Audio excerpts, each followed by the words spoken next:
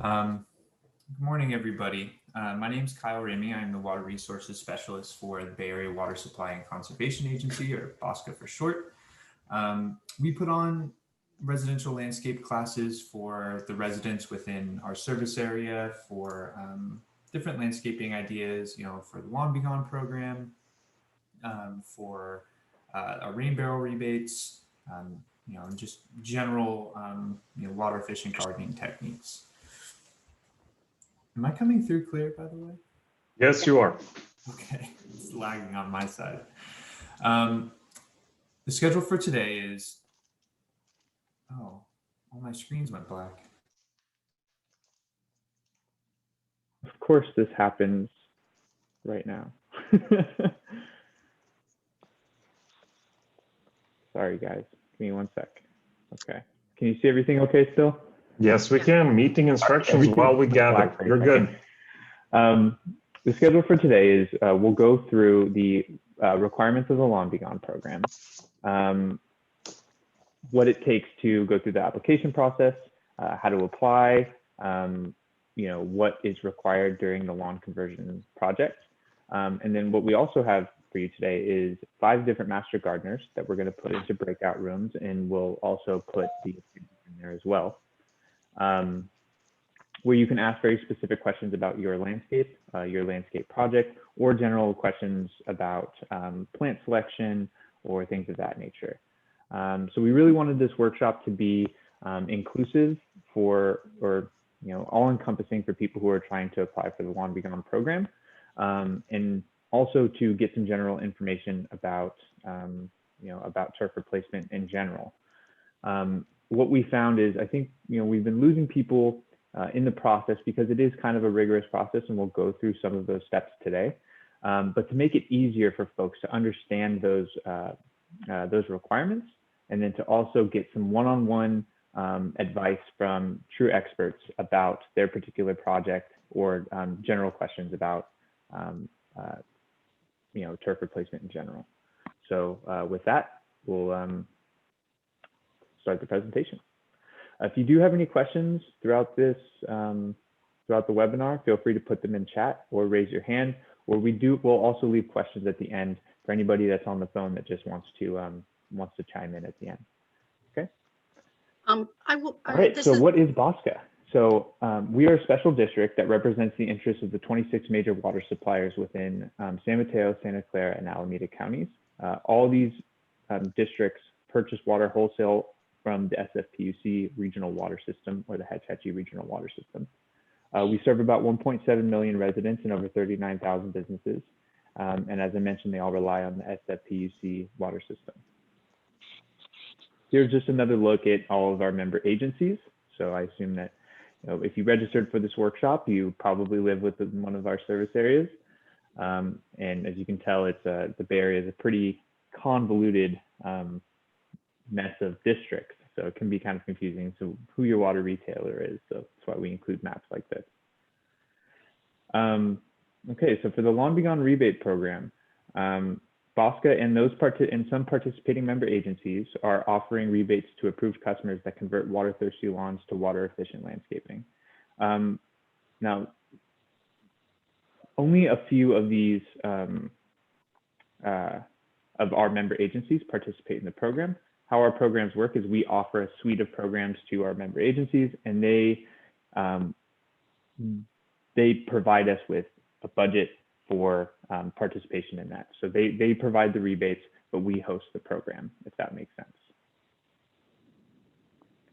Here are the participating member agencies. Brisbane, or Guadalupe Valley Municipal Improvement District is also what it's called. Foster City, City of Menlo Park, Mid-Peninsula Water District, which serves mostly Belmont, but some portions of San Carlos, Redwood City, and San Mateo. City of Millbrae, North Coast County Water District, which is Pacifica. City of Redwood City, and City of San Bruno. So out of those 26 major water suppliers I showed in the previous slides, these are the ones that actually participate in the Lawn Be Gone program. So in order to be eligible for the program, you do need to live in one of these areas. So how do you qualify for the Lawn Be Gone program? Well, as I mentioned, you must be a customer of a participating member agency, so you need to be paying your water bill to one of those agencies that I listed. A minimum of 200 square feet of lawn needs to be converted. The existing lawn area must be irrigated in healthy condition and must be from a potable water source. Now, I know that sounds a little counterintuitive because this is a water savings program. However, there are no water savings if the lawn is already dead. So we do sometimes work with our residents, and especially with our member agencies, with especially during the drought when we were already asking people to conserve.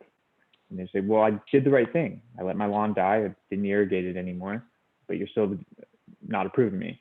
We do have some leniency there, and we can use Google Maps and things of that nature to show that there was an irrigated area there before. So we still will work with you, but within our terms and conditions, we do want to make sure that at least at one point it was irrigated and in healthy condition. The program application must be submitted to BOSCA. So after pre-qualification, the applicant must receive a notice to proceed from a participating member agency before beginning their project. And we'll get into a little bit more specifics on that in a minute. So pre and post conversion inspections are required. So essentially you would submit us your application. We would pre-approve it, send it to the member agency who would come out and do a pre-conversion inspection to make sure your site qualifies.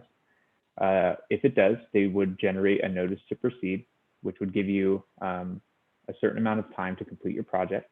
Once it's completed, you alert the member agency, and then we conduct a post-conversion and then cut the rebate check.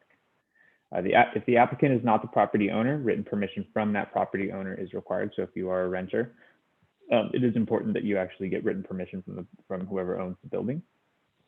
And then a proposed site plan must be submitted prior to the start of the project as mentioned, and that's before the pre-conversion site inspection. Here's an example of a preliminary landscape design. Now this one's really nice. This is like, if, the overachiever would want to provide it. This is something that, as an example of what we were looking for. Kind of gives us a rough idea of what you plan to do with your project. And then I'll get into more specifics of exactly what's required in these type of plans. But as a counter to that, this is one that we have in our application. Something like this also suffices. So it doesn't need to be as pretty as as this. It's all color coordinated and everything. It can be as simple as this to give us a general idea of what you hope to do with your project. And as you can tell up here, you got your total converted area, your roof area. If you want to implement a rain garden, which we'll talk about in a minute, how big is that going to be? What plants are you choosing? What's your permeable hardscape? Things of that nature. Here's another example plant list. So they provided us with a pretty detailed site plan, and then provided us a lawn or a plant list on the right side as well. So something like this would kind of be what we're looking for in the application. Some rebate amounts. So most agencies offer $1 to $2 per square foot of lawn converted, but North Coast County actually offers $4 per square foot. There is no maximum rebate, but it is subject to agency budget and approval. So, it's basically there until the agencies run out of budget for this particular program. Receipts are required for all landscaping materials, but that does not include labor, rentals, or tools. So if you do hire somebody to actually conduct the landscaping, turf replacement, the rebate doesn't cover that. It's only on a square footage basis. And then we allow about 8 weeks to process that rebate.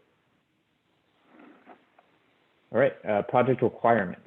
So the converted area must contain at least 50% low water use plants, and that's when they're fully grown. So choose from BOSCA's approved plant list. On our website, we do have a full plant list that you can choose from for California native and drought tolerant. And at least 50% of that converted landscape needs to be plant cover. Permeable hardscapes include pavers, bricks, flagstones, set and stand, gravel or decomposed granite, something where water can percolate through. So, no concrete that does not allow water to penetrate the ground and they're not allowed in the converted area. So something like this in this picture below, where water can percolate through. Other project requirements, existing irrigation system within converted area must be capped in place, converted to drip irrigation, or removed entirely. So no sprinkler spray overhead systems or anything like that. If you do choose to continue to have irrigation, it must be drip, or you can cap it in place if the plants don't need water after they're fully grown.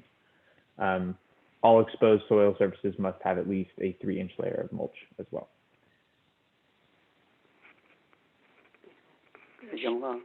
Okay, so non-qualifying projects, impermeable surfaces as mentioned, so anything that's concrete that water can't percolate through, we don't rebate for. Non-biodegradable weed block material, as mentioned, overhead spray and sprinkler systems are not allowed in the project.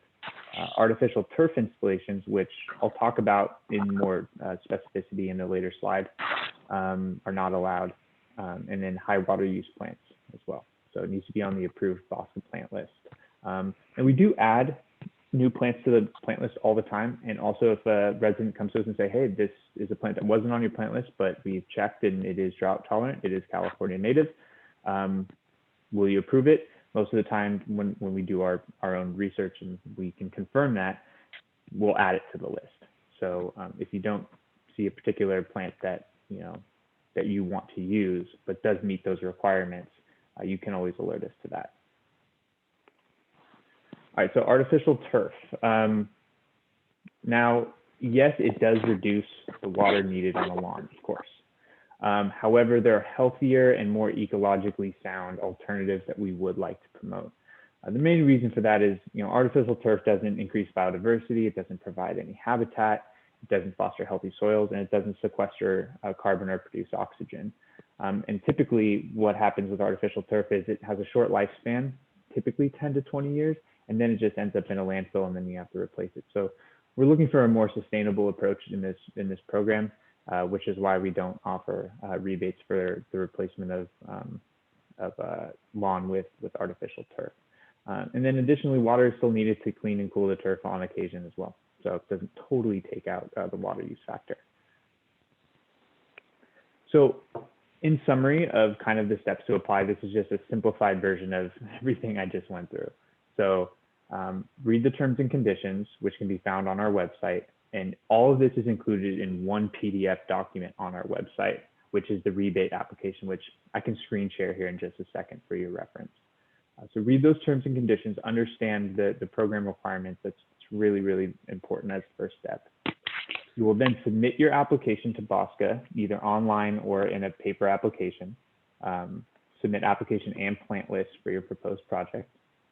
Then you will receive a pre-conversion site inspection where our member agency, once your application is approved, they'll come out to your site, make sure that it qualifies. Once that happens, a notice to proceed will be generated and sent to you via email through our droplet portal system. Once you get that email, it says, okay, you're good to go, start your project. You complete your project. I believe it's within 90 days or something like that. We do give it, we can add time to that if necessary, but it really depends. Once you get that notice to proceed, you complete your project. Then you get your post-conversion site inspection to make sure everything was installed correctly within our program requirements. And then the rebate will be processed within 6 to 8 weeks. So that's kind of just a simplified version of the steps to apply to this program if you do plan to do a turf replacement project. Finally, this is our rebate checklist. So this is just a really good way. This is also on our application to review, okay, did I do everything correctly? Did I review the terms and conditions? Am I for sure a water customer of the BOSCA agencies that are participating in the program? Am I converting a minimum of 200 square feet of lawn? So all those things, you can just check these off. Once these are all checked, the process should be really smooth.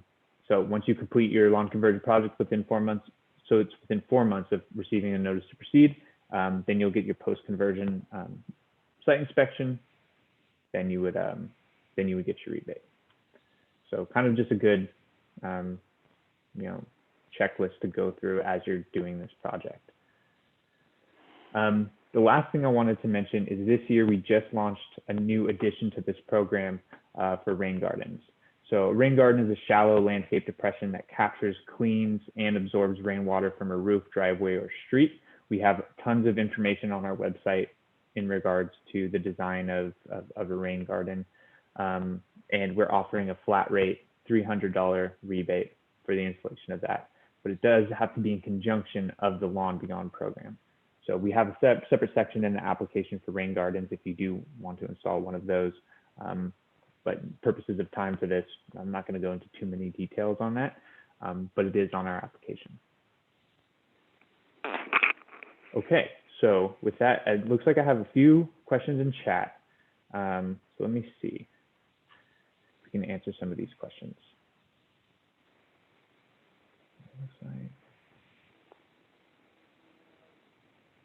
Okay, so one of the questions is Pacifica included? Yes, North Coast County Water District, and actually offers a pretty sizable rebate at $4 per square foot. The other question is, what happens if you have done all this but only found out about the program now? Well, we do ask for that pre-conversion site inspection. So unfortunately, I don't know if we would be able to backlog a rebate, especially if the project is already totally completed. And it also depends on, how long ago you did it.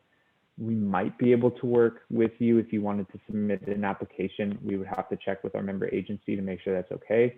But typically we do ask that, we receive an application prior. We receive an application prior to them actually completing the project because we need to ensure that the site qualifies. I'll leave my contact information at the end of this webinar if you want to follow up with me directly, and we can see if we can work something out. Okay, another question. I need to go for proof my lawn area. Are there any restrictions that prohibit this in the program? Go for wire to be placed down under landscaping. We don't have anything in the program that specifies that, so I assume that that's totally fine. But yeah, we don't have anything that doesn't allow that, so that's fine from my perspective. Pictures before the conversions. So you mean like lawn, just pictures of regular turf? I think that question needs to be fleshed out a little bit more. If you have pictures of the lawn before the conversion and the conversion's already been done, would that give the person a better chance to get the rebate after the fact? Okay, I'm not sure. I can't tell if somebody's talking or not. Sorry, I haven't heard anything. Can you hear me now? Can you hear me? I can hear you, but Kyle might not. This is Igor. Kyle, can you hear me? Talking? I can't seem to hear you. Yes. So Kyle, there was a question that I think somebody's asking on behalf of another person. If you already did the conversion, but you have the pictures of the lawn before it had been converted, would that help you with the water agency? There we go. Okay, Igor, can you say something again? Sure. The question. Okay, so the question was, if you have already converted your lawn, but you have the pictures of what it looked like before the conversion, would that be helpful in trying to apply for the rebate? Yes, that would be helpful. Thanks, by the way. I don't know what happened. I couldn't hear anything. That would be helpful. I think that requires maybe a more specific conversation between us. So let me leave my my contact information. I can put it in the chat now just for everybody for those specific questions, because that's something that does require a little bit of follow-up with the member agency. Can I ask, who is the member agency, or who is your water supplier? I think that was from Michelle. I was asking the question in behalf of the person that I asked whether or not they could get the rebate after the conversion. So that wasn't for me. It was for Francis Hardcastle. Okay. Sorry about that. Okay. No problem. Thank you. I'd like to add a comment. Can you hear me? Yes. I'm Elaine. Hi, Elaine. Mid-Peninsula Water District. Okay. I don't have any lawn at all anymore. And I think I wrote you an email concerning it. I took it out myself about 10 years ago, and it's remained that way. I've put wood chips on the top of it, but I don't have a plan, and I'd like to, that's where I want to go with this. So anything that would be new added, I would like to have a good plan and also a rain garden. Would that be something I can apply for, or should I just Is say? there a existing irrigation system there still? It needs to be, I don't use it, it needs to be remodeled. Okay, but there is an existing irrigation system. Yes. If it was working, it would be there. And you said Mid-Peninsula Water District? Yes, Okay, let me make a note of that, Elaine. thank you. Do It you was, remember when you let the lawn die? as I say, it was about 10 years ago. I think it was 10 years. 2000. Okay. And I didn't let it die, I killed it. Do you remember this? I collected cardboard boxes from all the local grocery stores and flattened them out and Right. put them on top with wood chips. Oh, yes, with wood chips on top of that, watered it down good, and it works. I didn't Great. have to use any chemicals or dig anything out, And and I could do a little bit at a time on weekends. I wasn't retired at that time, so right. it was about a 3-month project. And so you'd like to put in a rain garden and a new project with drought tolerant plants and Exactly. hardscape. Okay. And I'm concerned about, buying anything until I fully understand what I'm doing. So Okay. I'm Gotcha. grateful for this program. Thank you. Right. Yes, of course. So it's tricky because, as mentioned, this program really is meant to drive water savings. And obviously, if you haven't been irrigating something for 10 plus years, it's hard to justify the rebate amounts for if there's no water savings attached to it. Okay. However, we do like to promote these types of healthy environments with our residents. So it's something that I have to follow up with the member agency for. Like I said, we do like to work with our residents as much as possible. But we do have those terms and conditions in place for a reason. So Okay. let me follow up with them. And then Elaine, I put my email in the chat. If you wouldn't mind just sending me a note early next week, it'll allow me to forward that on to our member agency, and we can talk about it internally. There's some small areas that are still being irrigated because there are some trees and some shrubs. Okay. And I'm not Good going to to know. take those out. They're very old. So Okay. I need to work around that. I'll give you all that information. I'll take, Excellent. would pictures help? Yes, Oh, okay. absolutely. Anything that you can provide us would be really helpful. And we'll work with you as best we can. Okay, great. Thank you. Of course. Mel Perez has a question. I am in North Coast County Water District. My lawn has been dead for about 5 years. It still grows weeds and needs to be mowed. I have a sprinkler system, but just hand water. Can I apply? Similar to Elaine's question, Mel, why don't you shoot me an email early next week? I can loop back with North Coast County Water District to see if that's something they would approve. Since the end of the drought, we've seen a steady decline of these applications.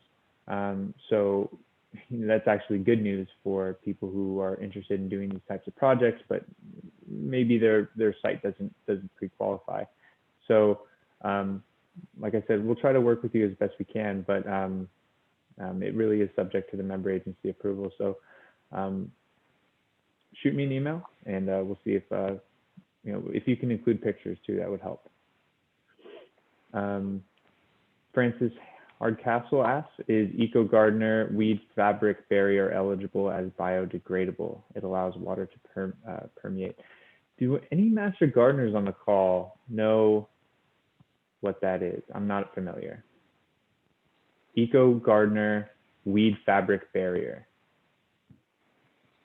I don't know that particular brand, but just in general, a lot of weed barriers are able to be permeable for maybe 1 or 2 seasons, and then they often block up.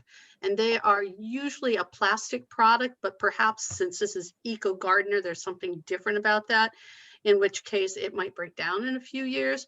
But you have to wonder what it breaks down into also, whether it's just smaller pieces of plastic or what. So I am personally not a fan of any kind of weed barrier fabric.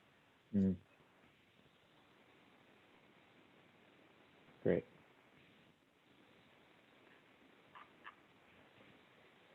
Okay, so if there are no more questions about the program specifically, I'm hoping that people have questions about their own landscape, or have plans to to do a project and have some specific questions for our master gardeners.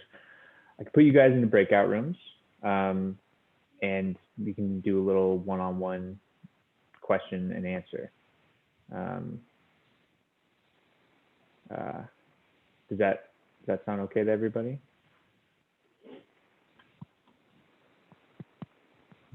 Yes, we just might want to ask for the folks who are on the phone. I don't know if any of these folks are master gardeners. It's hard to tell from just the phone numbers. So if you are, I'll leave that to Christiane, I think. But if you are on the phone and you're a master gardener, maybe just pipe up and say hello.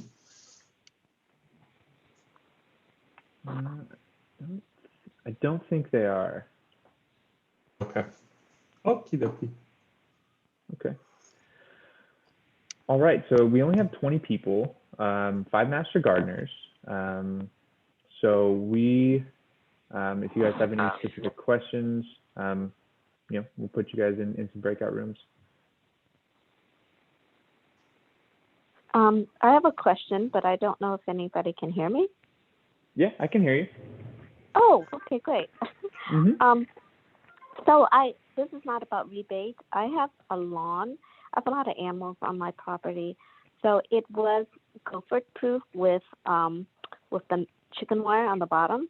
So I, maybe 2 years ago, what I did was there was pipe issues. So the whole area was kind of dug up. So I decided to start playing with it.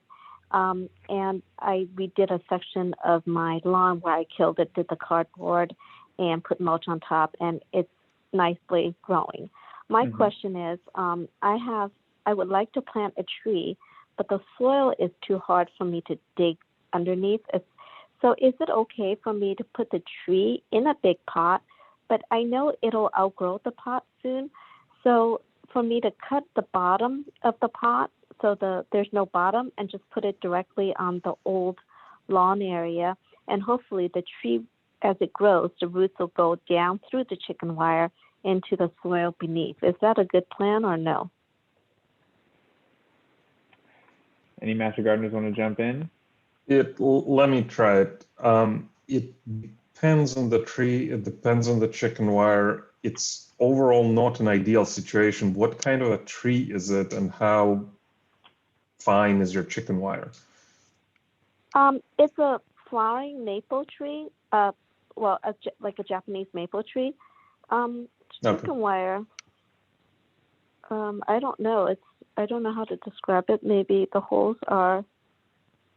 I haven't looked at it lately. 1/2 inch. Okay. Okay. Well, I mean, you can try it and sort of see what happens. It's not an ideal situation because you would want the tree to have access to soil. Now, most of your small tree roots are going to stay within the first 18 to 24 inches of the soil anyway. But some roots will go deeper than that. So, it's sort of not an ideal situation. On the other hand, the chicken wire does, at least some of them, eventually kind of go away. So it's all, it's a bit hard to answer without seeing the specific situation, but it's definitely not an ideal thing. And if the tree is still in the pot, one thing you definitely want to do is pull the tree out of the pot and then spread the roots out. So not just plop it out of the pot and then plop that whole soil ball into a hole. That's not really the way to do it. The way to do it is to sort of take it out of the pot, spread the roots out, make sure that there are no circled or girdled roots. And if you have any of those, then cut them. and then plant the tree in a nice shallow and wide hole. You don't want to plant it too deep either. The hole should be very, very shallow. Should not be any deeper than the root. So I took it out of the original pot and put it in a pot that might be like 3 times bigger, so that the roots are kind of spread out. So that's good. And how, like, it's bad because it's gonna get stuck. You can't go through the chicken wire. I'm just trying to understand the rationale behind it. Yeah. So it gets stuck is a sort of funny way of looking at it, but in essence, you don't want anything that sort of impedes root growth. And you have 2 concerns here. One is that, you might not get enough, the roots may not have enough volume of soil to actually get the water and the nutrients, especially for a Japanese maple, which is sort of water sensitive. But the other concern is that you want the roots to spread out so that when the tree gets bigger, it doesn't just blow over. And if you have roots that are all kind of circled and kinked onto themselves because they have nowhere to go, then you end up with this potential problem situation. And it's good that the tree is in a larger pot, but you want to follow that basic rule: take it out of the pot, knock the soil off or brush the soil off, spread the roots out. Hey, Igor, what about a compostable pot? Can she put it in a compostable pot that will degrade and compost after a while? Wouldn't the roots get bigger? Well, you can, but what's the advantage of that? I mean, if you're already taking it out of one container and putting it in the soil, I would just take it out of the container, put it in the soil, and not have to worry about any further container, whether compostable or not. Yeah, because it's kind of above the soil right now. So if it comes, compost, then it will be like, no, I have nothing surrounded the soil. And just because I can't dig too deep, because it not only is the soil bad, it's next to, there's a lot of pine tree roots close by, and it's a matter of not just hard soil, but I can't dig through the roots of the pine tree. Right. Yeah, it's a tricky situation. You could always use a very, very large container, but then it's a totally different story. And in general, trees and containers are a difficult proposition over time. So it probably is better to transplant the thing into the soil, but you're going to have to do some very careful hand digging and consider whether you might have a different location where there's a bit more room. That is another thing. But Igor, might this be a good case for putting the tree on a mound? Yeah, it would be a good case for putting the tree on a mound, but if you have other things, it's the mound option is always a good one in theory.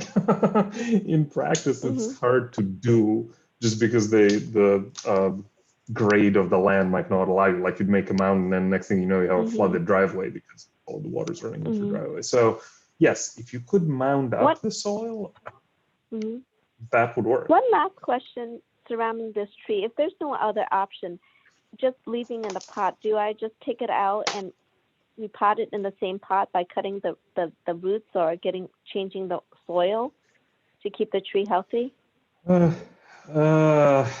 There's not really a great option, to be honest.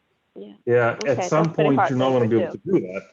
Yeah, at some point, you're just not physically not going to be able to. You can't pull up a tree that's like 4 or 5 inches in diameter. It'll break.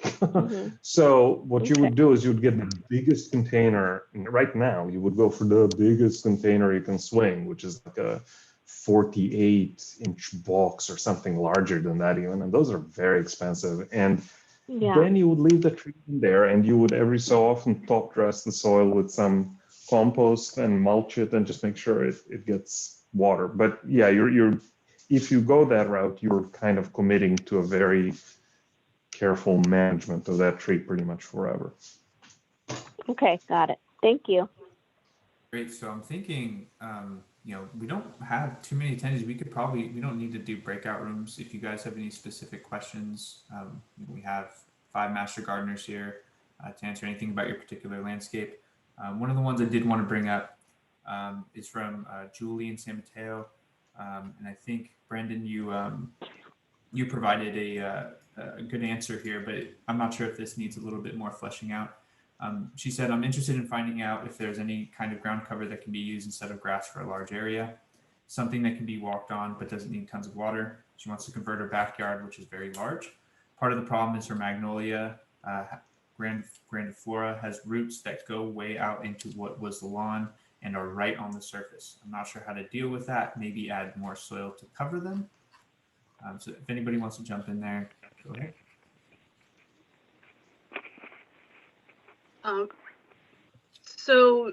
Magnolia needs to have surface roots, so you would not want to cover them up with a lot of soil or anything. Also, magnolia is a medium to high water tree, so you'll have to keep watering that unless you want to lose it. The other thing to consider when working with magnolia is the shade that it casts. And so you need to make sure that whatever that ground cover is can stand that kind of shade. Yes, I was also going to ask, is there sun on that lawn area besides the shade, outside of the canopy of the magnolia?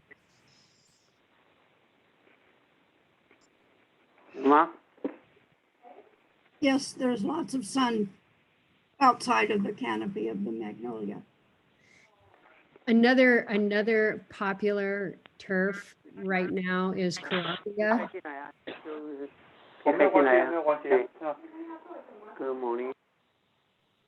Sorry, and Carapia is another option.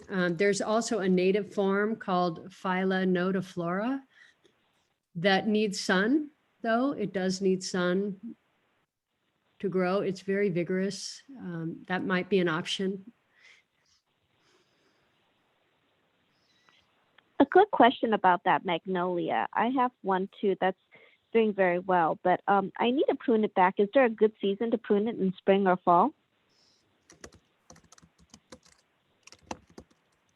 You can prune it sort of in the late fall, or you can prune it in the early spring. So kind of before the buds start expanding in the spring, or fall. Now. And yeah, it's not super critical in our climate.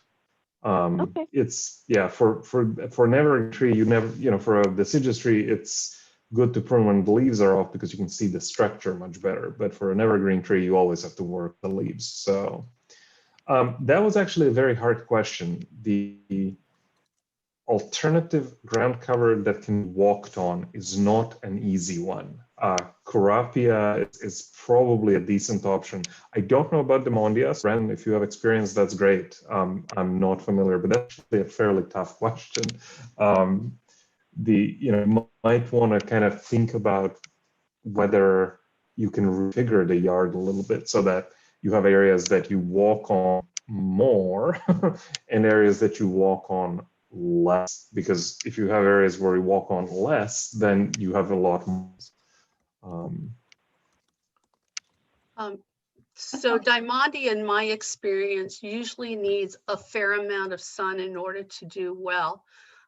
There are some low water grasses that you can use under the magnolia that will take some shade. They're in the Carex family, or not family, genus.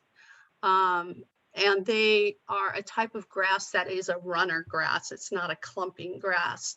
And a lot of people use no-mow Carex for that.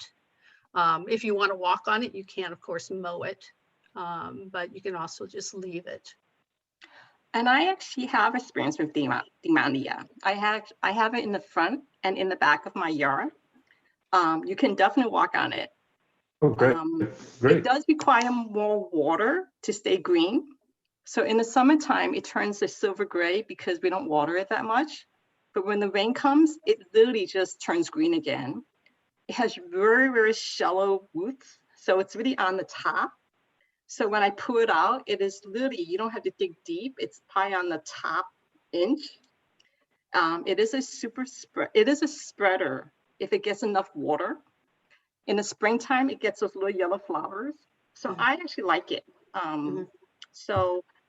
But you definitely should do more research on it. But that's my take on Demandia. Yeah, Can and you spell it?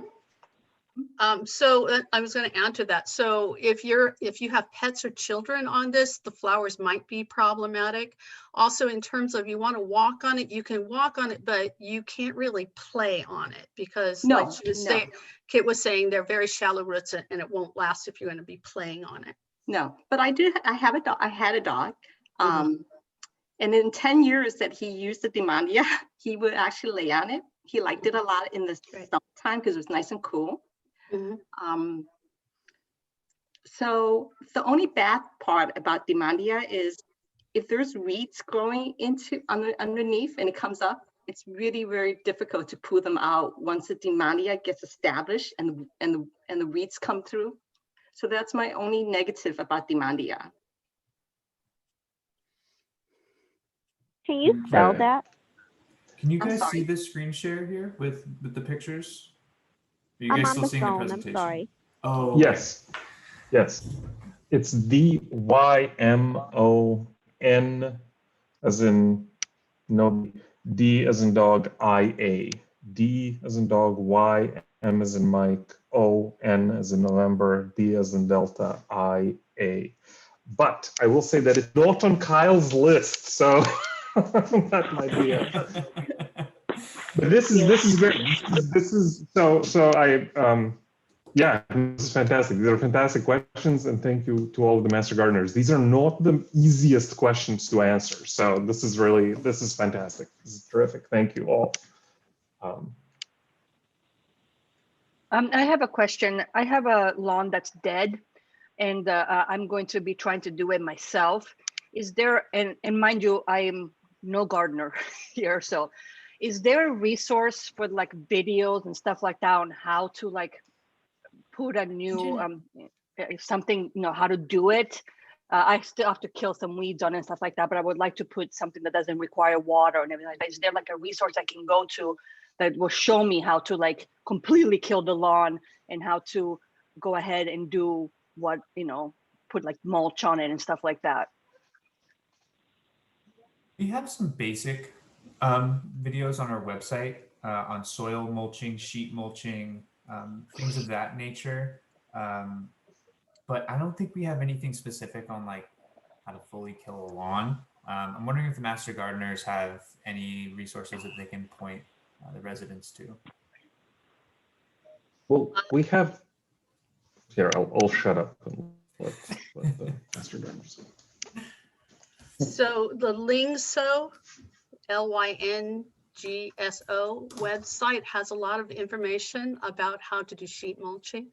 I don't know if they have videos per se. They also have products for doing the sheet mulching if you can't come up with a lot of cardboard boxes. There you go. Mm-hmm. Thank you. There are a lot of videos on the web, and some of them are very extensive. Some are, let's say, questionable in terms of their approach, but at least you can get a flavor for an approach if we can't come up with a specific answer. I might also mention that the owner of Lingso is a master gardener. Yeah, I mean, it's like I said, I know nothing about this, but I just really want to do it because it's it looks so terrible. I just want to redo the whole lawn with something that doesn't require water and stuff like that. So I was hoping for this is helpful. This website is actually helpful for killing the lawn. Anything else on how to actually make the lawn? I mean, do it, like what do I put on top? Well, what kind of mulch to use? I mean, I'm like I said, completely green on this in not a good sense. Yes. So let me refer you to the UC Davis Arboretum website. I don't know if you have, let's see if I can share stuff. If Kyle has allowed me. Oh, I'm going to stop Kyle. Watch this, everybody. You're gonna take over the meeting, Igor? Bam! There it goes. Bam! Should never have made you co-host. Can you see the? Yes. You should never have made me co-host. Okay, you can see this is UC Davis Arboretum, and there are two things that I think are very valuable. One is this list of what they call all-stars, which are plants selected by their people who know plants, stars thing. So that's one. But then the other thing is down here, a life after lawn. Oh, good. Oh, great. And the life after lawn, there's some information in there as well. But I think, you know, if you look at the all-stars, that's great. kind of the way to go. The thing is, and there's some plant, there's also plant list, there's planting plans, you know, that'll show you the plans. But the thing is, it's not an all or nothing thing. So don't feel like you have to, I don't know, get everything in this second. So certainly if you're applying for the rebate, you want to be over that 200 feet, which is really easy. But if you have other things that you're working on all the time, that's fine too. It really is not, it doesn't have to be a, you know, kind of. Yes. Thank you. I also wanted to share a website. It's the Not a Youth all or Master nothing. Gardeners of Sonoma County. They have a lawn replacement section. What is it called? What is it called again? Okay, it is the UC Master Gardener Program of Sonoma County. Their website is, I can just make a copy of it here and put it into the box. Thank you.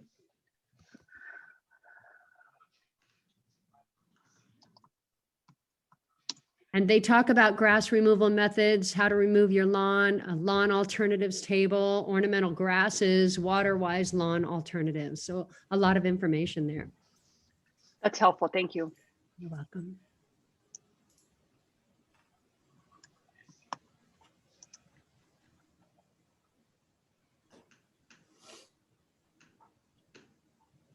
Peggy, did they also have videos? I don't see any here, but they may well. Well, as a side, while you're looking at that, just this morning, I Googled so quickly and found one at surfrider.org. And it's basically a very simple, basic type of sheet mulching your lawn to get rid of it. And it even talks about cutting holes for planting and the approach and et cetera, but it doesn't get the specifics of the question the lady just asked about types of composter or types of mulch to use and things like that. So if you wanted to see a video, in addition to going to the Arboretum to get the specifics on content and what products to use, you have to look at different websites.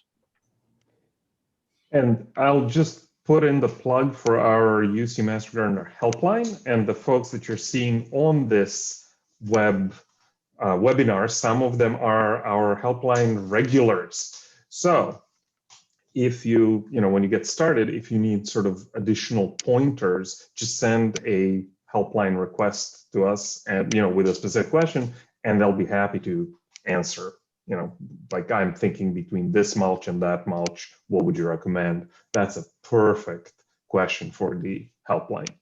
And you know, in reality, I think if you go to a reasonably reputable source, so not a guy named Igor who's selling something out of the back of his pickup truck, but an actual local lawn and garden center, and you say, okay, I need, you know, mulch because I want to cover an area that used to be grass, you'll get the right stuff.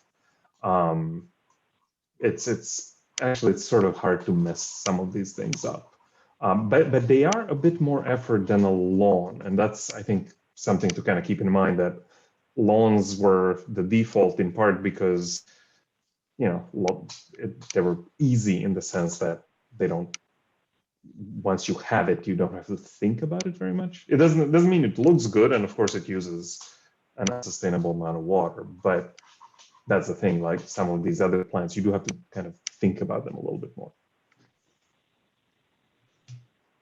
And Julie is asking, will the links be posted? Yeah, we can make up a web page that have links to lawn replacement stuff. I think that'd be a good idea, actually, that have Kyle's resources linked and all that. That'd be good. Yeah, we can start working on that. And I'll stop my share so we can go back to Kyle. That's okay. I don't have really anything left to share. We do have another question from Julie though. Um, she's asking about a huge Oh, compost pile that she wants to maybe incorporate into the new design. Could uh, you any ideas on the question she put in chat? I can so add one this, thing. yeah, let's Just- have Joe. Yeah. Yeah. First of all, if you're designing, getting rid of a lawn, you design the plan as been recommended by Kyle for the application and all that. I highly recommend if you're going to build any portion of a vegetable garden, let's say it's a new garden that you're going to develop, that's where you should do your compost bin. And just keep moving it to the newer part of your vegetable garden. And that way the gravity of all the nutrients are going to be in the garden for the next time you move it and plant in the old spot. So your benefit, you don't have to move the compost as a result. It's a great thing, and I highly encourage you to continue composting. So I don't know specifically what other parts of that question are. Well, the question that's posted in the chat, I'm just a little concerned. So compost is kind of a, I don't, well, it's partially a living thing. So if you have just a bunch of plant matter that's been sitting there for years and years and years, that's not necessarily great compost. It's just kind of plant matter. So what you would have to do is you would have to turn it. You would actually have to turn it, and you would have to, at the minimum, smell it. And if it smells sort of eggy and rotten and terrible, that's kind of not the best thing to spread around. But if you turn it, it will almost certainly restart.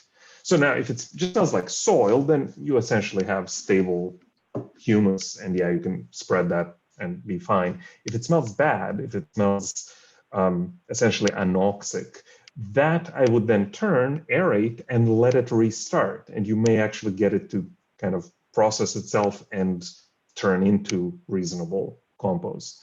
That's the thing about compost. It's not a, well, we have here expert composters, so I don't want to talk over them, but it's kind of a batch process that, you complete the process and then you have the compost, and that compost is stable. But if you haven't completed the process, then you could have this thing that's kind of stuck in an anoxic phase, and you'd want to at least and let it complete cooking. That's the, you say you have a compost bowl, same thing, like check what's in there, and if it looks good, if it smells good, that's fine. Then it's compost, it's ready to go, do it. But if it's not actually completed composting, then first complete composting before you spread it. And I'll let Joe and Barb and Peggy and Brandon correct me on this if I've said things that are wrong. Everything you said Really? was perfect. It's a matter of diagnosing what the condition of the matter is. If it's been there for a long time and hasn't, got a swarm of flies around it or anything like that, then chances are it's completed enough to be able to be used. And even if it does have some issues with regard to smell, there's remedies for fixing that in a sense. But it is something that should be preserved in the long run and used. Or if you're doing the lasagna or sheet mulching, you can use that as part of your mechanism to get rid of your lawn as part of the green material or the compost that you put on top of the cardboard.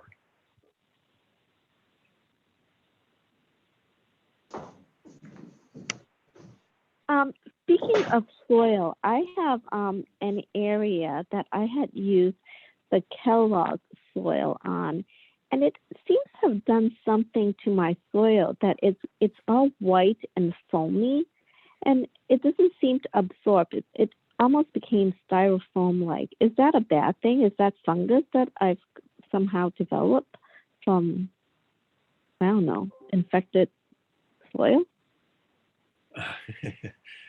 Could you describe again the what you think it is? It's kind of, it almost looks like styrofoam. That I know some fungus or whatever yeast or things in the soil is good, but it's kind of fungusy looking, and it's spongy. It's kind of white. Yeah, it sounds like it is a fungi of some sort, or the blossom of a fungi, and in a sense that could be good, but there's different possible recommendations. One of which might be to add a particular type of mulch to it. The problem is that fungi like mulch and could indeed continue to grow. Is it bothering you? Do you want to try to plant something there? Yeah, I think it does come from compost or mulch that had bad stuff in it. It bothers me in the sense that I don't think things are growing around it. And it bothers me that I'm afraid it's going to spread. Which a fungi would, or potentially could. Yeah. It's hard. So it could. I recommend that you take some good photographs of it and submit it to the Master Gardener helpline. And by seeing it, they might be able to identify and give you some recommendations. Do you mind giving me that helpline on the phone, since I don't have? Oh. Point that I don't know. I don't have it by memory, so maybe. Let me pull it up. Yeah. Because I don't have it by memory either. If somebody does, tell us. The telephone number, if you want the telephone number, is 650-276-7430. Okay, 650-276-7430. Yes. Do you want the website or the email? Please. Yes, the email. Yes. The email is M as in Mary, G as in Gate, S as in Sam, M as in Mary, S as in Sam, F as in Francis, at ucanr.edu. Can you say that again? M as in Mary, mm-hmm. G as in Gate, S as in Sam, M as in Mary, S as in San Francisco, F as in Francis. So it's basically MG, Master Gardener, San Francisco, San Mateo, San Francisco, at ucanr.edu. UCN? A as in Apple, N as in Nancy, R as in Rabbit.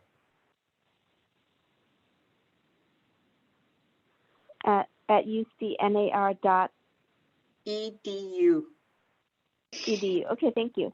Yeah, so the web address, the email is at UC, like University of California, ANR, like the Agriculture and Natural Resources. So UCANR.edu, because we're part of the division of the Agriculture Natural Resources, ANR.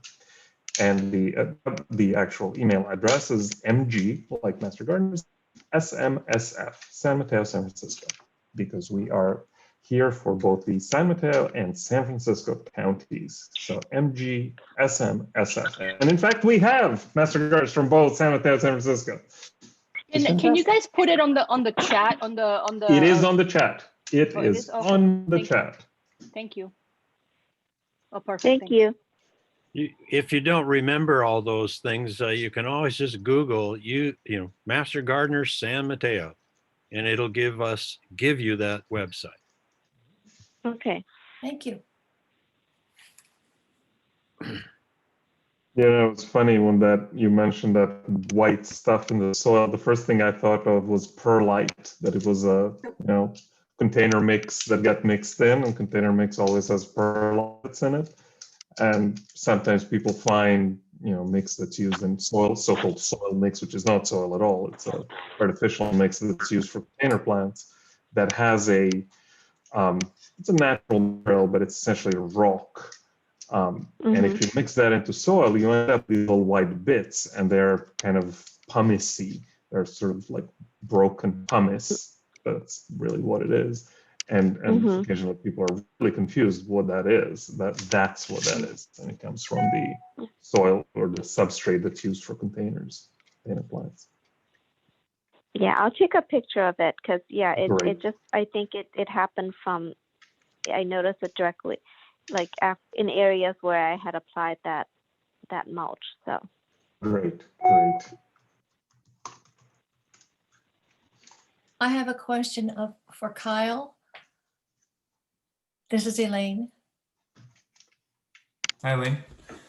Did you say that you were going to have some attachments on your website for lists of things? This goes back to about an hour ago when we first started to chat. Are you asking about the application or just resources in general? Resources in general. Let me pull that up for you really quick, just so I can kind of show you our website. Great. Let's see.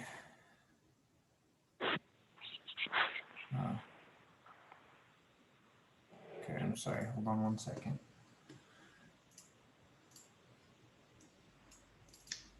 This one. There we go. Okay, can you see that okay, Elaine? I don't see anything other than you and your room. Hi. Okay, let me see. Okay, share. There we go. There we go. Okay, you can Got see it. that okay, right? Okay. And I learned a new term. I'm kind of feeling a little behind the times. Sheet mulching. I guess that's what I was doing and didn't know I was doing sheet mulching. They used to also call it lasagna gardening. Because of all the I haven't heard layers. that one. Sheet mulching is what the landscapers tend to use now. Oh, good. So can you see this, Elaine? I This can. page? Okay. Yes. So when you go to our main page, go to water conservation, rebates, lawn be gone. This is where all of our programs are, especially our rebate programs. And we also have a list of all of the workshops that we do here on the right and any upcoming events that we have, which nowadays are all offered via Zoom. But this will give you all program information. Read through the terms and conditions. And if you click this hyperlink right here for the rebate application, you should get a PDF that comes up. I'm seeing something else. Yeah, Kyle, I think you're this. How about now? There Okay. we go. Okay. There we go. Yeah. Okay. I should be a Zoom master at this point, but I'm not. So you can see this okay, right? Got it. Yeah. Okay, so that says lawn be gone now with new rain garden option. You can see it, Elaine? I can take it from here. Yeah. Okay, great. So if you click on that rebate application, it should bring you this PDF here. And this is all of the information that you will need for the program. That's perfect. Okay. Kyle, you also said in the beginning that there on your website there was a list of plants. Right. Thank you for the reminder. So right here is a BOSCA approved plant list. In that program information, it's the same thing. Should download an Excel sheet that has all the lists in there. So let me see if I can share that really quick. We are actually redoing some of this plant list right now because we just did the rain garden option. So we had our friends at CCAG, City and County Association of Governments, who helps fund that program, redesign this list to include like good ones to put in rain gardens as well. So that should be uploaded maybe by next week's end. So let me see if I can pull this up here. Can you see that okay? Yeah. Yes. That's great. Great. So it's as you can tell, it's really long. There are a ton of plants on here, and we keep adding to it all the time because residents will come back to us and say that I think these plants are okay for your program. We review it and then we'll add it if that's the case. So you can get this on our website as well within the program information tab. Kyle, you might consider offering it as a PDF option for people that don't have Excel. Good point.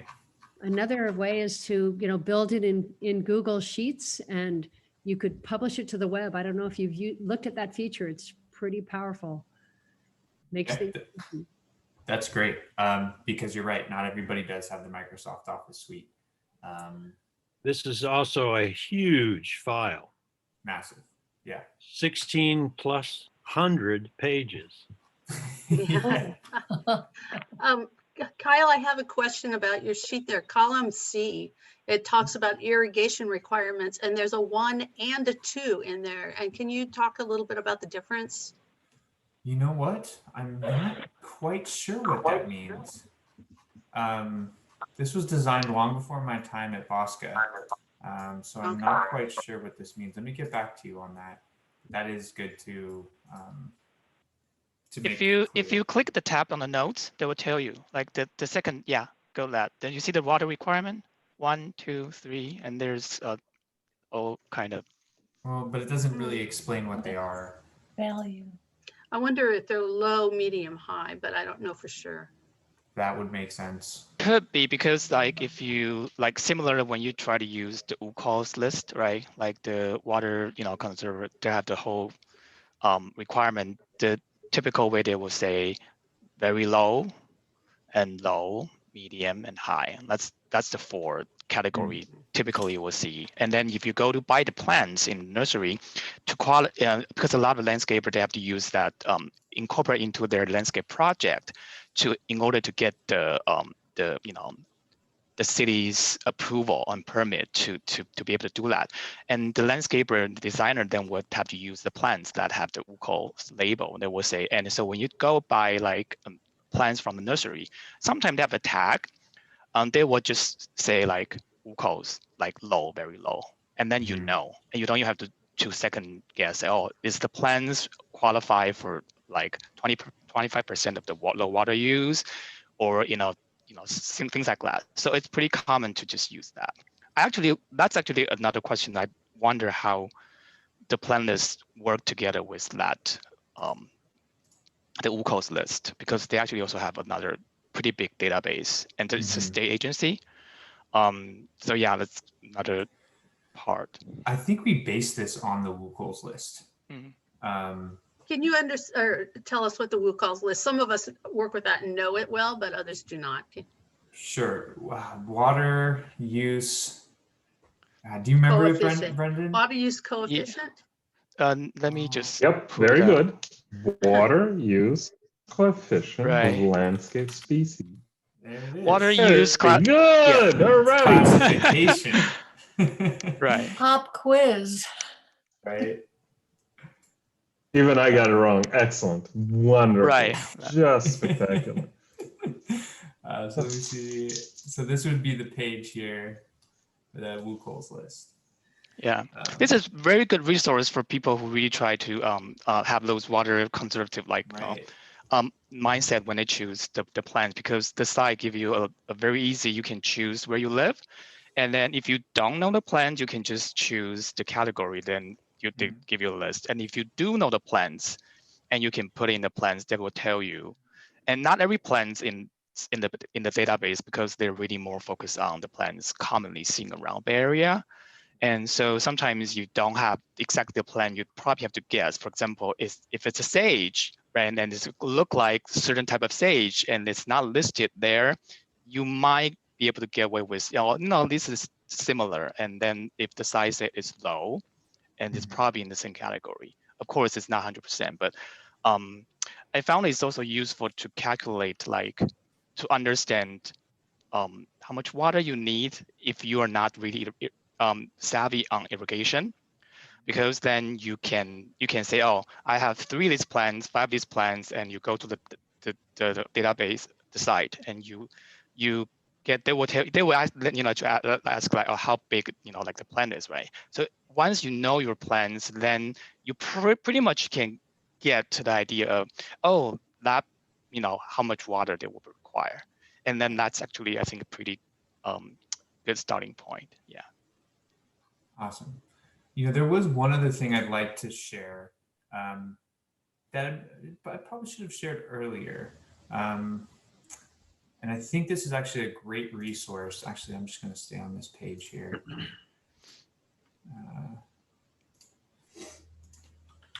We do have a water-wise gardening tool on our website.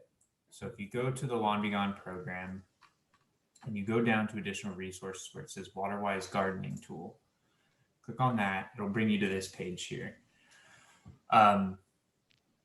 What you can do is actually you can go to, if you go to gardens and you say, let's go to galleries, you can actually get some ideas from this website about what people did. And so let's say, like, let's go to front yards, for example. What we'll have is actually little boxes for everything that they implemented, and it'll show their common name, botanical name, the water requirements for it. And what you can also do with this tool is you can add these, like, let's say you go to the galleries, you look at the lawn, like, oh, that's, or you look at the project and you say, those are great, I want to add that. You can actually add them to a list. So if you go to like plants, common name, you can look at all these, and if they're a Cal native, they'll have this symbol right here. And then you can add it to a list.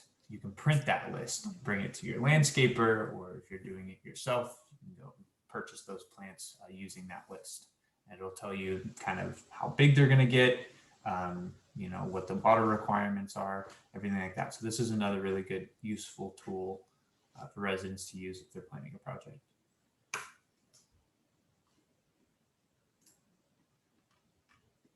I have another curiosity. I'd like to ask a question. Sure. So how do you become a master gardener? Great question. You go to school for many years? No. You hang out at wherever, Lingso's or whatever. So We you have probably an all have a different story. We have an application process, and we generally do a class that's, I think, currently 16 weeks long or something like that. Yeah, 16 weeks, yeah. Yeah, and yes, the more recent graduates can remember all this, but it is competitive. We usually get more applications than we have room for.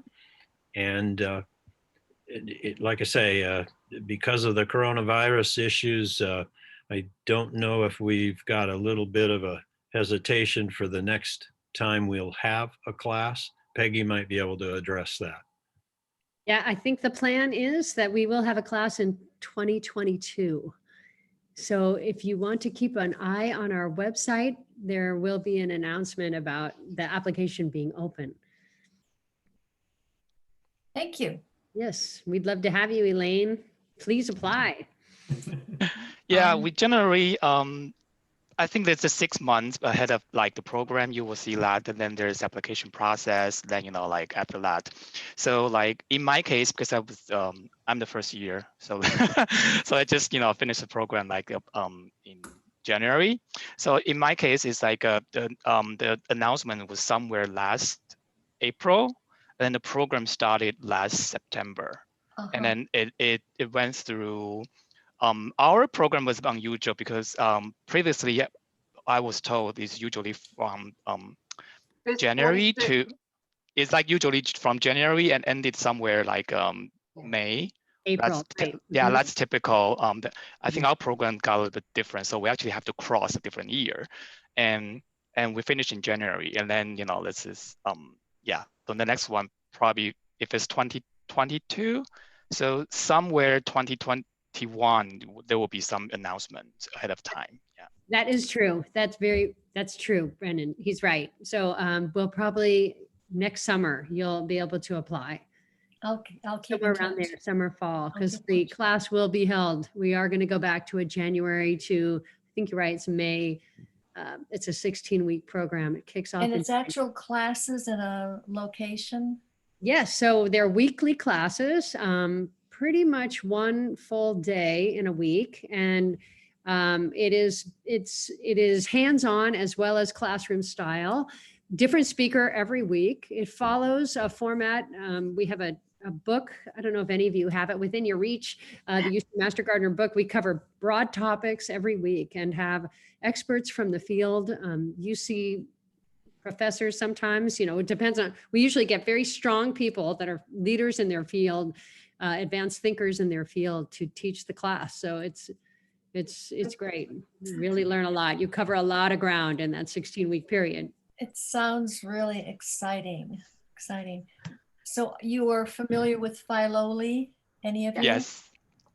I did a training at Philoli that was the equivalent of about 4 college units. Oh, It was really intense and wonderful. So I'm interested in that kind of stuff. what? Oh, so did you take did you take the class or you taught the class? I was a student. Okay, so it was the year in the garden? It wasn't that. I dipped into that a couple of times, but I wasn't, no, it was to become a docent for the nature hikes Oh, great. and to learn a lot about the garden and the woods and the natural garden and the cultivated gardens and so on and so forth. That's fantastic. I don't know if you're familiar. We have a master gardener, Betsy Shelton, who spent 10 years as a docent in Philoli, and there's been a group of master gardeners involved with the gardening information desk. I was actually involved for a while until I got pulled. Now I'm doing mostly work for this group, but Right. yeah, it's a wonderful place, you know, and it's gone through transition, but it's still a wonderful place. Yes. So anyway, I won't go into that. It's taking up time. But I'm looking at these gorgeous pictures. I can't wait to just do some searching around and playing with all of this. It's beautiful. Great. Well, yeah, this is, we urge you to check out our website. We have a lot of useful tools on there. I'll be expecting an email from you, Elaine, and maybe I can work with MidPenn and see if we can work with you on a turf replacement project, and we can kind of go from there. Okay. Does anybody else on the call have any other questions for the Master Gardeners or about any particular plans that they have for a project like this down the road, or any program questions? We'd be happy to answer any of them. Kyle, I was thinking, the amount of plants might be kind of dizzying for people. And if they don't feel like they want to figure this out themselves and they would like to have a designer help them out, where can they find the resources for designers? Well, unfortunately, we can't, as a government agency, we can't promote any particular landscape designer or anything like that. But we will give them, general ideas of, landscape professionals, for these things. But we can't create a list of, people that we would recommend. We can always say go to the Master Gardeners Helpline or anything like that. But generally, we can't promote anybody in particular. Do you guys have a recommendation for places that if you go and you say, this is what I'm doing, they would be really good at giving you instructions? Oh, here, use this and use that. Like I've gone to local places here and they kind of look at me like, what do you mean? They don't know much about gardening. Is there places that you guys recommend that are very knowledgeable about gardening that you can ask questions also? I'll leave that one to the Master Gardeners. Well, we're Beside you guys, I'm talking about like a nursery. If I'm going to a nursery and I say, hey, I'm trying to do this, what do you recommend to put on, the lawn? Or unfortunately, we're very similar in Kyle's position where we cannot recommend a particular, but what we can do, and I've seen it on various helpline responses to the Master Gardeners, is if you're interested in tying together with somebody, you could send an email to the helpline asking, is there anybody willing to be hired, that kind of thing, as a recommendation landscaper or whatever. But we just can't promote any particular company or person or anything like that. Thank you. And in general, because I visit different nurseries quite a lot, it's actually quite difficult to have a nursery's staff. It's not that they're not knowledgeable, because their business model is different. They're not hired to be a consultation of customers inquiry of different kind of plant needs, they may suggest you here and there a little bit. Even a big one, they can walk you through a little bit, but it's not like, they can give you every answers. So it's very tricky. So my experience of deal with plant selections, I probably have to do a little bit research, at least preliminary research. If you really think some place you have in mind would give you more options, what you can do is, if you have at least the first round of rough idea, and have some candidates, maybe they're totally different, but then they're more willing or more helpful in general if you already have several options in mind. And if you just go in and say, well, this is what I try to do, chances are you can't really get answers. That's my personal experience. So yeah, again, if you do have specific type of need, helpline is always a good start. And the helpline folks, they can give you some resources, pull from different web and pull from different research base. They give you a list, and then you can go. And then there's some really useful resource like California Native Society. They have a whole list of database of native plants, truly useful. And they actually link some of the nursery who provide them. Yeah, so those are the good resources you can start. Rather, but if you really just go into any place they sell plants, they ask them. Unfortunately, my personal experience, like none of them really can give you that kind of one-stop shop. That's helpful. Thank you. I'm just, like I say, I'm just trying to get as much information as I can, because I don't know anything much about gardening, so I'm just trying to do this from scratch. So it's a little intimidating. Let's just say that. I would recommend that you start with things like the UC Davis Arboretum, and then feel free to reach back out to our wonderful Master Gardener helpline, because you can see the level of expertise and the level of commitment to helping folks with their gardening questions. And this was something that none of our Master Gardeners mentioned, but because they don't want to blow their own horn, but I can blow their horn, that the essence of being a Master Gardener is helping others with their sustainable gardening questions. So that's really what they do, and that's what they're great at. So. Thank you guys, because you guys are going to be getting a lot of stupid questions, okay? Just so you know. There are no stupid questions. There are no. But that's Michelle, why I'm a little embarrassed to how to ask this question. No, that's what we do these things for. So, this was our pilot for one of these workshops with the Master Gardeners. And the idea is to hopefully offer these, on a seasonal basis where, if you have a project idea and you have a preliminary design, to bring them to these meetings and discuss specifically with the Master Gardeners about questions that you're having as you're doing that planning process. So keep an eye on our website, keep an eye on the Master Gardeners website, because as we do more of these, I'd love to have people come with their specific plans, with specific questions about it, and then to get them on the right path.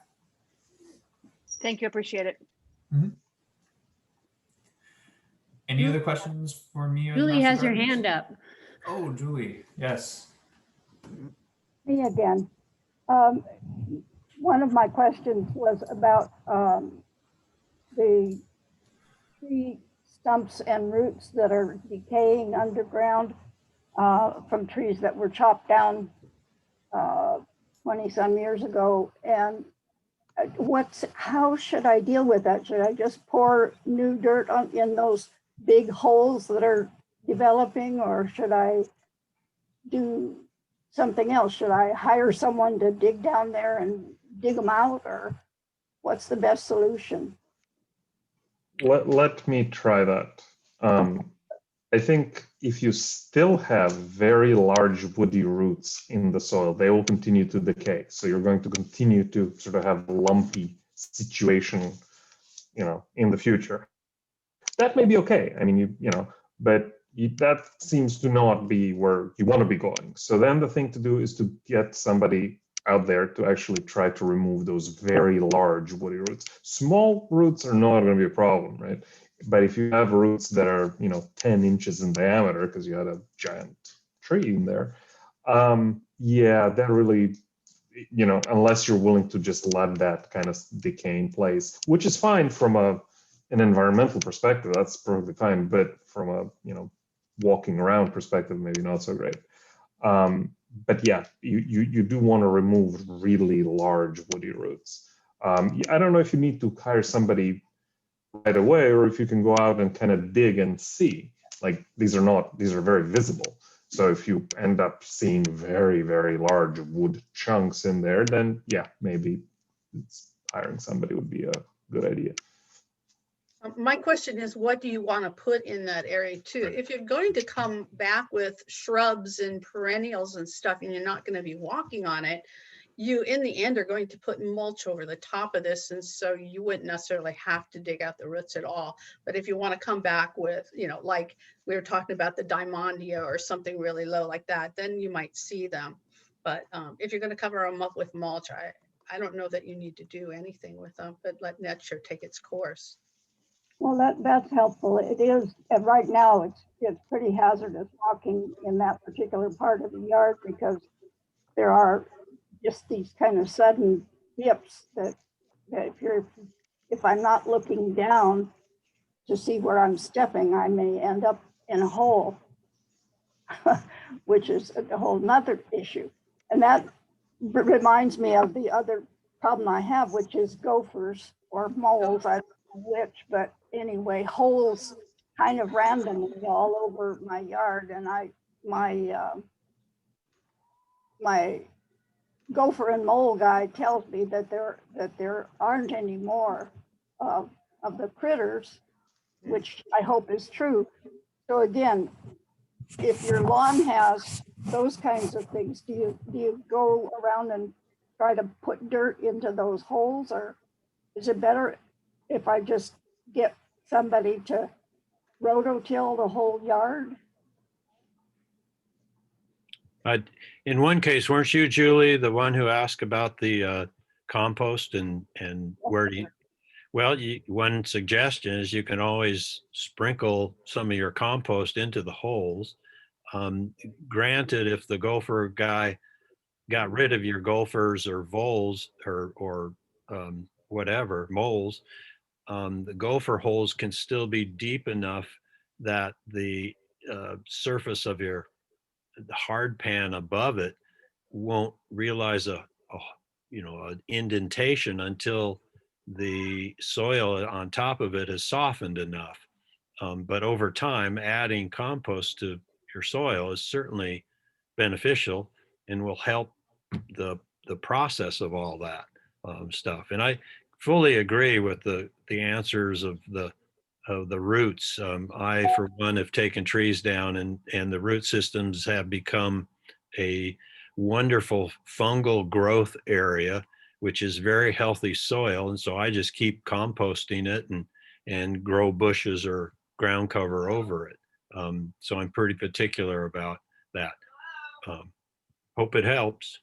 Thank you. It is very helpful. I think the problem, I'm a little bit concerned because the other day I was in my backyard having a conversation with my neighbor we were sitting 6 feet apart, and I moved my chair back a little bit, and the leg that went into, I didn't see it, but it went into a spot that apparently had a gopher hole underneath it, and I ended up on my back. It just went flop right over. Yeah. And fortunately, I kind of bounced back from that, but it scares me to think that there might be other hazards like that. And right. So I'm thinking, that the sheet mulching is an idea I've been playing with. And it's one thing to do it in the front yard, which is maybe, I don't know, that might be 200 square feet, but the backyard is, well, our lot is 1/3 of an acre. So the backyard is whatever's left. And I don't know that I could sheet mulch that much area with, I don't know if that's at all feasible, but I just would like to get that sorted out somehow so that I have a decent base to start from when I have my dream backyard plan created. When you do sheet mulching, you don't have to do it all at once. You could do areas that you recreate in or walk in or do whatever. So you could make it a more longer term task and eventually know where you're walking is not necessarily you've eliminated the roots or the holes. Well, I was thinking having to do it all at once. That's a really great thought. It reminds me of two other questions. One is we had our lawn, our backyard landscaped 25 years ago, and they brought in turf, which has that green plastic netting on the back of it, and now that's showing up. And do I need to go around and pull all that out before I do the mulching, or will it ultimately degrade, or I just hate it? Well, it'll degrade in probably maybe 100 to 200 years. It will degrade, but I don't think you are patient enough to wait for that. It probably is an issue based on how you're using that area. You know, if it's walking and it's you haven't necessarily added compost to your lawn or your walking area or whatever, it'll eventually show up. And if you can pull it up, great, but that might be very difficult in a large area. Yeah. So it's hard. Sheet mulching will add some area to it, but it won't decompose that plastic. Yeah. Okay. If you take a rototiller to it, you're just going to tear that up. You might also just get it caught in your rototiller and kind of mess that up. So if you if you're going to sheet mulch, just leave it as is. Don't dig into that at all. Thank you. That's good advice. Yeah, just ask Kyle, just regarding to the process, because you mentioned, like as Joe mentioned, you don't have to do it at once, but if the program, though, I just want to point out, the program does have a time limit. So once you say, if you really start to do the project of this program, then after once your project being approved, the inspector go, and then there's a time limit, like Carl, maybe you want to yeah. So once you receive your notice to proceed, once you get your project pre-approved, we allow 4 months for the resident to complete their project. Yeah, no, this is a much longer timeline than that project. Yeah. I'm thinking of too many things at once, really. The other thing, yeah. If you have a large lawn and you only convert part of it at a time, make sure that you convert the part that is all on the same valve for irrigation. So if you have a large area and it's all on the same valve and you only want to do part of it, you're going to have to add a valve to water your new garden area. Thank you. I just had one other question. You were talking about fungus a little bit ago, and I'm seeing this kind of suddenly in the backyard in 2 or 3 places now, huge, like 2, 3, 4 inch in diameter, kind of fungusy growths that look sort of like mushrooms, except they're really big and dark brown. It's a nice brown color that looks like you'd like your soil to look, but it's this really strange thing that comes, if I hit it, it breaks apart the way some mushrooms do. But I don't know if it's a fungus, if it's a sign that some terrible thing is happening to it's not a lawn, it's just a yard. But is that something I should call the doctor? Well, I would recommend, first of all, fungi in soil is an indicator that it's healthy soil. But that's the blossom. If it is indeed a mushroom, it's the blossom of a fungi. And what I would recommend is you take a picture of it, maybe a couple pictures, and you contact the helpline so that they can actually see it and maybe identify it in that regard. And they would probably have some recommended either websites or actual recommendations that they can send you. So that's my suggestion. Thank you. You all are just amazing and wonderful. I sort of I know of master gardeners, but I didn't know that they were so helpful. That's just great. Thank you all. Good.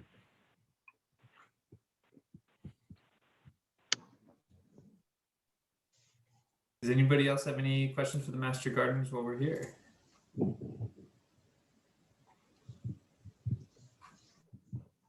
Great.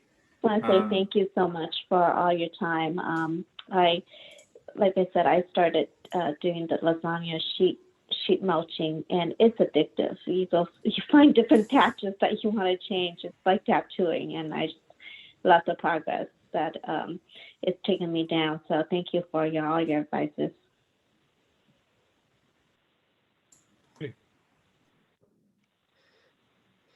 Okay, well, that concludes the workshop. If you guys have any follow-up questions, let me put my contact information in the chat again, just to bring it to the top. If anybody has any questions for me, please feel free to let me know. And then hopefully we'll be offering some of these in the future as well.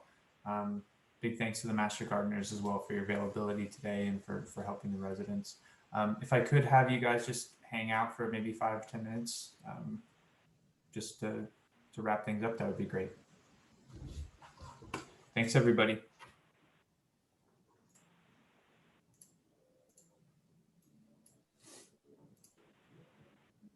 Can you take us off the share screen?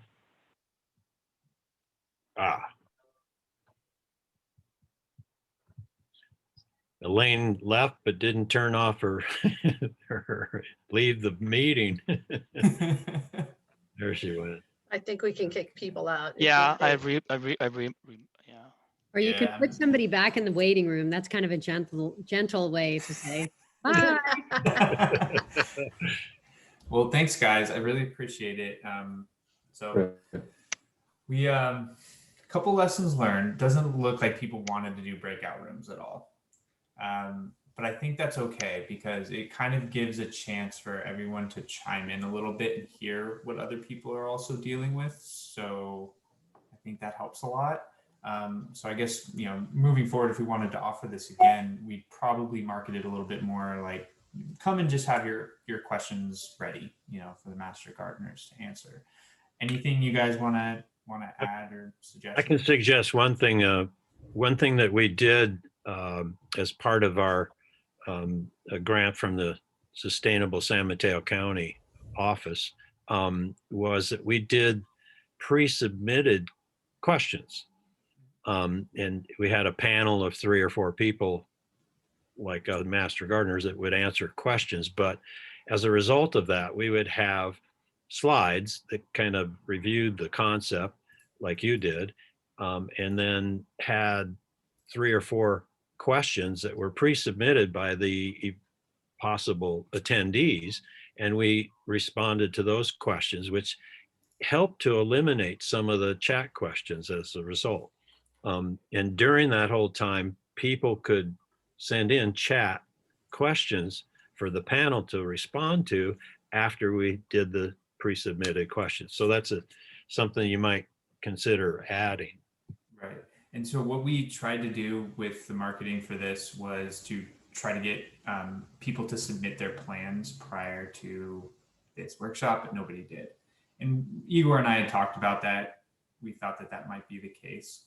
But maybe having something like you suggest, Joe, of just general questions to be submitted. I think people would probably feel a little bit more comfortable with that. Well, I got the flavor. Plans ready. Yeah, I got the flavor that most of them weren't at the plan stage. Right. They were, what's mulching? Yeah. Exactly. And to Joe, Just Yes. so you know, that was my guess. My guess when Kyle and Kali and I and the folks from CCAG were planning this, that was my guess. That people were going to show up with like, and that's okay. That's totally okay. Because that first step is actually really difficult. Again, I know everybody hates lawns, but like lawns, once you have some guy put it in, set the valves and mow it every 2 weeks, or have someone else as the area, right? Have someone else do it, and then don't think about it. Whereas everything else requires at least a little bit of thinking, and I hate thinking. It hurts, and it's not good, especially on weekends. Thinking on weekends, like I don't get paid for that. So I thought this went great. And I think for the next one, if we have basically a hybrid idea of, okay, if you have a plan, bring a plan. If you don't have a plan, you're not there yet, well, send us some questions and we'll line them up so we can answer those first. And then you can ask follow-up questions as well. But this, honestly, this went great. This went great. Well, sorry to interrupt. One of the other reasons we had pre-submitted questions is you almost, if you submitted a pre-question, you were kind of saying, yeah, I'm going to show up. And so we had 75 or something like that number of people, and breakout rooms might be more manageable if you have that kind of number of attendees. So it's keeping your back pocket the ability to still do breakout. Right. I agree that, we absolutely, I think Kyle will need to keep in our back pocket the ability to do breakout rooms, because I agree. We have people show up with plans, then I mean. The other idea, we only had like 15 people or something besides us, right? So that's manageable. Yeah. The other idea is that, I'll do it real quick. If you're advertising, so you might suggest a smaller topic, if that's possible. Interesting idea. Like a smaller topic within the grander scheme of like the lawn program. Just like maybe get rid of your lawn into maybe 3 sessions, one of which is think through conversion site plans. Site plans. Another one is sheet mulching methods and techniques, and then it's something like that. Then it's more of a manageable. They get a better concept. You might actually have more people sign up as a result. Right, and then you also would get more for the additional parts too, because if they sign up for the first part, 2 months down the road, we offer the second part. Right, they'd want to join. And people get into a habit of sorts, and they let their friends know, and right, and then they would even like tell us what the result was, based on the first one, which might be how to get rid of your lawn. What are the ways to get rid of your lawn? And so we just go through those, and then you give them a couple of months, and now it's what are lawn alternatives that you might try in your lawn. And we could even come up with some questions that might be possible if you're not getting any from anybody. Right. What are resources that we could go to or refer people to? And so we're really ready to go. Right. I also have the sense that like a lot of people want to show up just to ask the question if they could actually like reapply to the program. Right. Mm-hmm. And then the second thing was a lot of the question was about dead grasses. Like if the grass is dead, can they still apply? Yeah. And we've been getting that for years. Years. Because they're saying, well, this is pretty counterintuitive. You're telling us to conserve, but you're also saying that we need to be watering this lawn to be able to apply for the rebate to remove it. I get that, but there's no water savings if it's already dead. That's what you're trying to go after the people that are still watering their lawn, even though it's in a drought. It's like they still want that lawn, Yeah. But I think we also need to prepare people that even though they're putting in low water plants, they're not low water plants till about 3 years out. Exactly. Yeah. We didn't talk about that. Yes, that's right. Also like the ground cover question, right? It doesn't matter which one you get, because to establish ground cover, the first year at least minimal. Sometimes first 2 years, it actually takes a lot of water Yeah. Because to get a point, they can sustain themselves, right? Right. So it's like it's not from day one you put the plants, oh, it's water saving and it's done. No, it's just not that magical. It's actually all plants, including the California native plants, need to be watered on a regular basis before. And once they get established, then they require minimum watering. So it's funny because when we were taking class, the teacher always say, well, if you're using native plants and for your client, for your customers, plant them in the winter. Just because people think they're native to drought tolerant, they just forget water them. And guess what? If you don't plant in winter, they just die. So, Yeah. Yeah. Right. Kyle, I have a question for you. Do you plan some sort of feedback from attendees? And the reason I ask is that encourages alternative approaches like we are doing here, but it also kind of keeps them tied in with future classes or whatever. Yeah, so Christiane, who is our office assistant, sends out an evaluation form to all the attendees. And now it's a lot easier with Zoom just because we have a record of their emails and everything. So it's easier to reach them. Typically what we would do in the past is have the instructors, if it's like an in-person meeting, they would actually hand out those evaluation forms and have them provide suggestions to how we could improve the classes. But now we're sending them via email. So once we get them back, Christiane compiles them all, organizes them, and then for the next round of classes, we try to incorporate them into the design. One other suggestion, and this is probably a little bit hard to deal with in a way. I remember probably 10 years ago going to my first BOSCA class, and it was on natives. And the two instructors had brought probably 30 or 40 plants in 1 gallon pots. And the 5 people that showed up, as opposed to the 30 or 40 they wanted, of course, put their names in a hat and they drew names and they gave away all the native plants.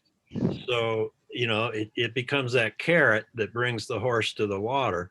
So I don't know if you can do that in a Zoom environment, but that's been a challenge because we have done giveaways in the past. And when we did like rain barrel workshops, we would actually raffle off the 2 big rain barrels. So we've done things like that and it does work great. And you're right, it is that carrot that gets people to the class. Right. It's harder to do on Zoom though, because then what do we do the raffle and then ship it to them a couple weeks later. I mean, we could do that. It just requires a little bit more on the logistical side of Sure. It's consideration. Right. Yeah. I mean, hopefully things will go back to normal at some point. So we won't have to deal with it, but who knows? So are you guys working on a vaccine? It's a little bit beyond my purview. Kyle, are you going to be doing anything with the rain gardens? I'm a huge fan of rain gardens and swales. Just wondering. I mean, you just mentioned it. No one asked any questions about it. I'm just wondering where that's going. Well, we just launched it this year, and we basically had to work with CCAG to make that happen. Our agencies didn't want to pony up any more money for it, so CCAG had to kind of step in and provide that budget. So this is kind of the first year where we're figuring out, okay, well, how many applications are we even going to get on this? If we're not really seeing a lot, then maybe we very particular workshops geared towards how do you implement a rain garden? How does it work? What are the type of plants you want to include in it? That might be where we go down with that. But yeah, we literally launched it maybe in October. So we're just now trying to figure out what the best approach is on how to get people to participate. Yeah. But if you guys have any ideas, Barbara, let me know. Yeah, I think Barbara, we should start getting some plant lists together, short articles, newsletter stuff, and eventually put it on our website, an entire page that says, okay, household level rain gardens, where to start, what to look for. And so I think we should, take the lead on that. And then Kyle and CCAG, and by the way, CCAG is the City Association of Governments. It's Right. probably the worst name anywhere It's because not it means good. absolutely Can you say that nothing. again? Is Like it like, it's Association of Associations. It's the San Mateo County-wide program. It's- Oh, the other thing I'm wondering is, do you have any sample plant palettes? I mean, when you've got thousands of plants and you don't know most of them, that's really overwhelming. And I know that as a designer, there's still a huge number that I would choose from, but then, you know, the other question is what's locally available, right? So of those thousands of plants that are listed there, they may pick out something that they can't find in a nursery. And I'm wondering if there are a way to whittle that down to the ones that are most commonly found. So kind of like a simplified version of that Yeah. list where it's like Yeah. these are. I Or guess we yeah, could. or Go like ahead, Brandon. well, it's more like the some like the some set, right? You know, like if Right. you like the common things that if you want to really don't want to think too much about it, and so this is combination one. You can use, you know, these type, and that can be your palette one. Then, or you can have those. Menu. Or like if you like succulent garden, that's another one. Presumably, like, you know, they have to qualify all the thing from your list, but you can create some a specific set because people, oh, I like a rock garden, I like a typical Mediterranean looking, and just like you know, like type Right. 3-4 like, different type, right? Right. I think like that will like probably 5 help. categories. Be like, Right, Yeah. right. this And is like, aesthetically what I'm looking for. Right. Boom, here's some easy plants I can just give to my landscaper. right. And shade is a particularly tough area Yeah. because a lot of those plants on those lists are going to need a lot of sun or a good amount of sun. But if someone's got a shady area, that's even a tough thing as a designer to find good plants. That makes sense. And as you can tell, as we're talking through this, like this program has a lot of like little parts to it that you really have to consider, especially if you want high participation rates, which I think we've become a little saturated in since the drought, because the drought happened. Water conservation is number one on their mind. Let's get these turf replacement rebates. But since then, we've seen a steady decline in that type of interest. And I'm wondering if, how that's why we're trying to do workshops like this, is to try to engage people and get them through what seems to be a very complicated system when you start. Probably fire-wise plants would be of interest, right? Yeah, I would it's a imagine. good one. Absolutely. Okay, the drought is coming, so Yeah. Yeah, Probably. I think we are probably the beginning of another, sadly. We just got an update from the SFPUC at the last retailers meeting, and they were saying, their climatologists were saying something in the neighborhood of 60 to 70% likelihood that we are entering another drought, Right. which is doubles the work for all of us. And then, also put stress on our system. So this will be another trying time, right? Like we don't have one right now. I do think that I do like the Q&As being kind of handled not in the breakout rooms. I do find we've had a couple of plant clinics. The Master Gardeners have done some plant clinics, and it's been so interesting to hear how the Master Gardeners, kind of address or dissect a question or problem. And it's really fun to see the interaction. And I think that, the attendees really benefit from that. So I don't know if the breakout rooms are the best idea. Even if you have a large group and if you solicit questions up front, then it's possible maybe somebody doesn't get their question answered, but like we were able to get everybody's question answered today. Yeah, I personally think if today is really manageable group, I think. So I think that works. But even that, at the end, I think the whole thing start to, people stay for chat and become more like, like a friendly chat question, which is interesting. But then it's hard for the host to really close up the meetings and, to wrap up when people still in the good mood, asking more and more questions not really relevant, right?